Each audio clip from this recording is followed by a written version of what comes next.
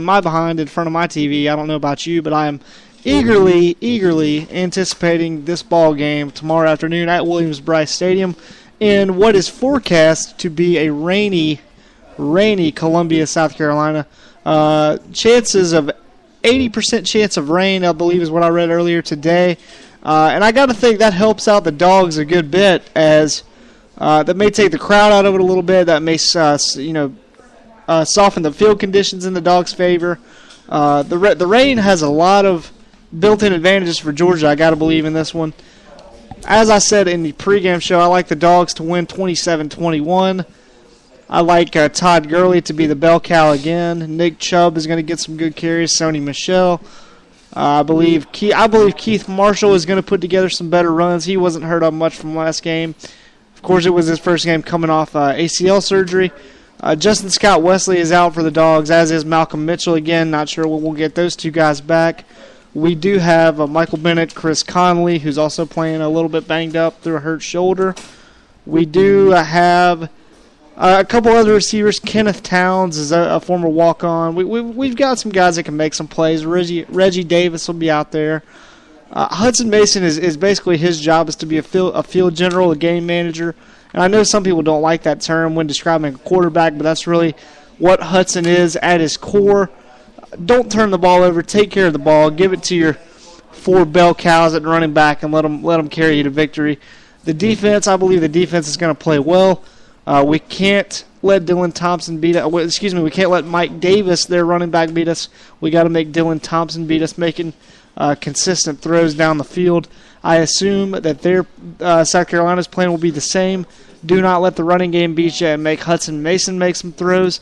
Ultimately, I believe Georgia has the better front seven.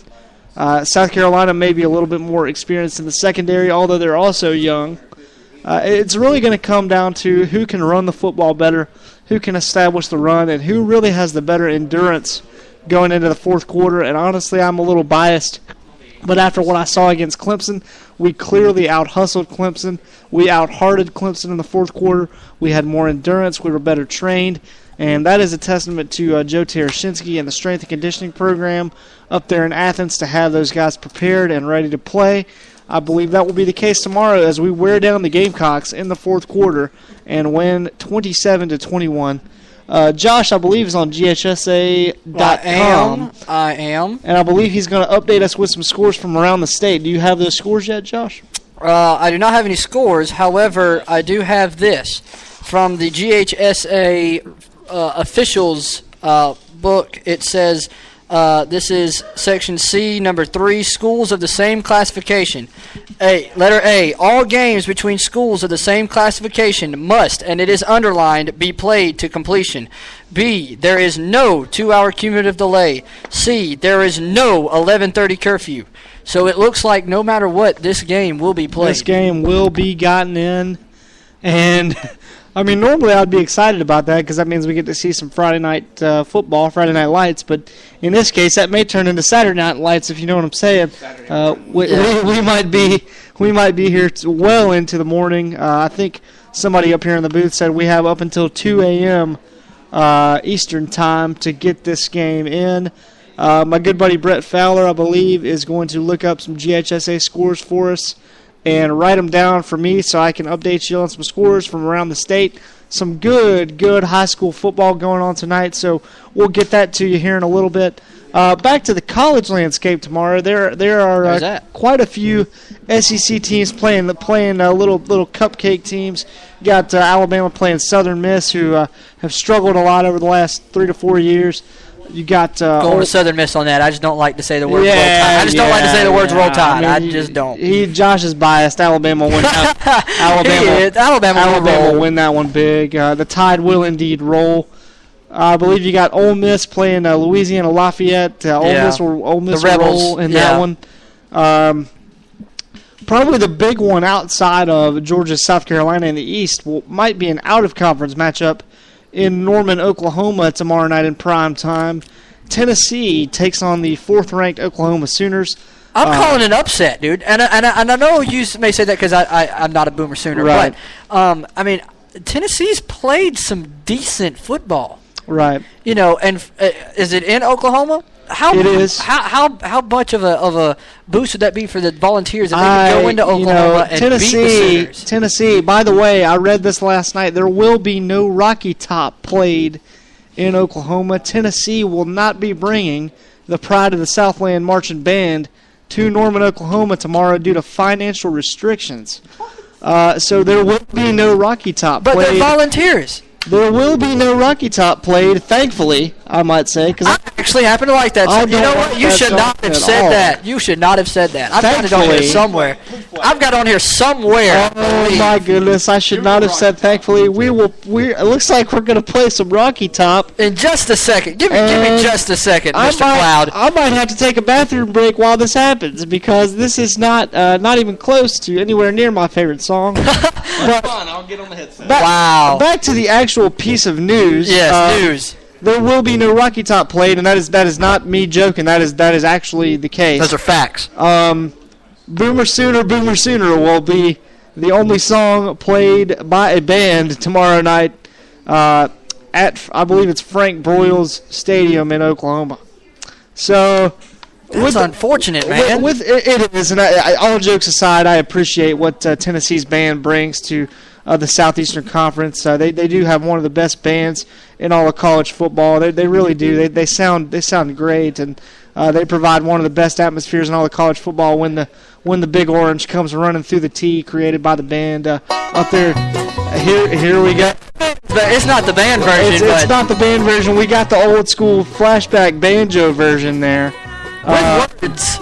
And I actually got some family listening up in Tennessee right now, so this is probably making them extremely, extremely happy. We can use it as bumper music and talk over it. Why not? Yeah, we'll talk over it. I mean, it is a song that symbolizes the state of Tennessee. It symbolizes Tennessee football.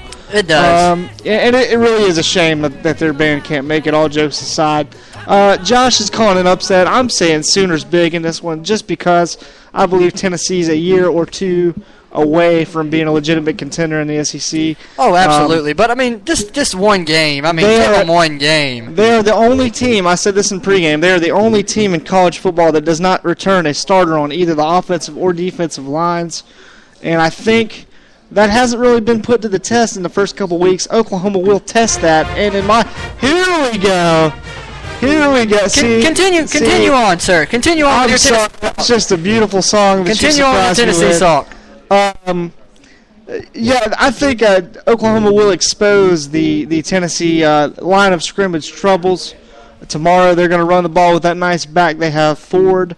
Trevor Knight, the quarterback, I believe, may be in New York at season's end as one of the Heisman finalists, which I believe Todd Gurley will win if he remains healthy. I believe Todd Gurley is the best college football player in America, maybe other than Marcus Mariota out in Oregon. Those are my three Heisman finalists: Trevor Knight, Todd Gurley, and Marcus Mariota. We do want to mention this real quick. We have been tweeted by @J_Driver21 asking what the score is. The score is currently 0-0 with 4 minutes and 49 seconds remaining in the first quarter. We have stopped play due to a lightning delay. So once again, @J_Driver21, the score is 0-0 in the first quarter. Sorry about that. We probably should have updated you more frequently on that. Probably, but we got on a little college tangent. But it's all right. And speaking of that, we're going to let this play just a little bit before we talk about game number one. Okay. All right.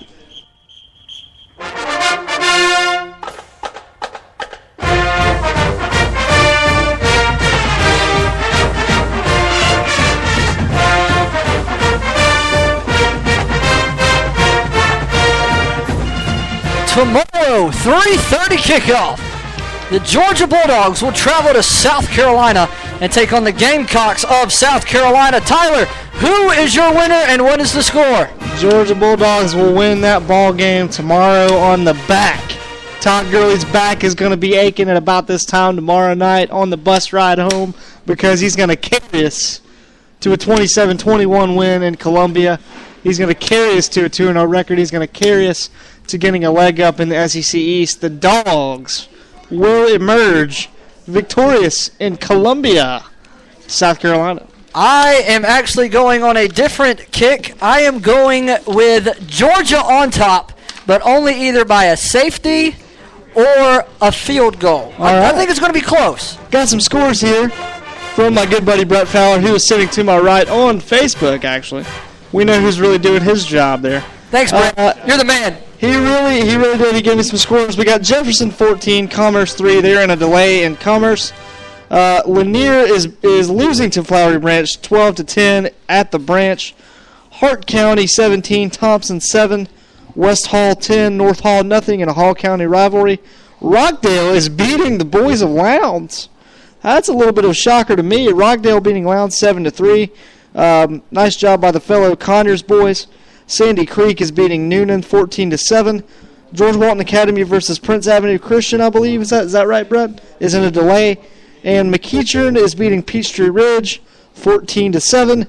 And Gainesville, the Red Elephants, are beating the Wander Bear Bulldogs 13-0. They are also in a delay. No, I'm not going to say that. I'm going to be nice. All right. Okay. At least the Winder Barrow is hanging in there. Jesus, God is helping them. Well, with the delay. I'm not even going to say that because I live there, so Yeah, I agree with you, but I think God is impartial. You think God is impartial to football games? All right, look. All I'm saying is Tim Tebow beat the Steelers in one throw. You know what? Okay, he did. I'm just saying, 316 yards passing. This is a debate that I've had with a lot of people on my college campus over the past couple of days. Now, we must admit you go to a Christian college. I do. Truett McConnell. So Truett McConnell College in Cleveland, Georgia. This debate has not yet, I say not yet, not gotten out of hand. Okay. So far.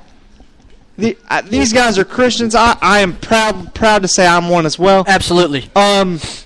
So they love Tim Tebow, and I love Tim Tebow. I love everything he stands for, everything he represents. Yes. They're adamant, Josh, which you may feel the same way. Okay. They're adamant that Tim Tebow should have gotten a chance to play quarterback somewhere outside of Denver. Negative. I also disagree with that because he's not a quarterback. He's not. If you look at his numbers, he can't throw. If you look at his numbers, I think he completed like 49.5% of his balls, and he did win. But that throw you were talking about to beat the Steelers, he threw a 10-yard crossing round to Demarius Thomas. Either way, it still goes down as a throwing touchdown pass. Took it 70 yards. I mean, but at the end of the day, Tim Tebow is a let's see, how did Skip Bayless say it? A playmaker. But at the end of the day, he's a fullback or a tight end. People say their defense is Tim Tebow's a winner. My stance is, in life, absolutely he's a winner in the highest degree. In football, he just played on a team that won. That is my stance. Brett disagrees. If you look at college, he was one of the greatest college quarterbacks. He was out there. He was. It would be crazy to deny that. I think Peyton Manning was a little bit better college quarterback if we're looking at true quarterback. But at the end of the day, I mean, he could run and. Tim Tebow was the best college football player to come into the sport since Herschel Walker 30-some-odd years ago. Yes. There's no question about that. He did more for his team than any college player maybe ever outside of Herschel. I mean, Georgia would give Herschel the ball 40 times a game and say, go win us the game. I love the OU Herschel Walker.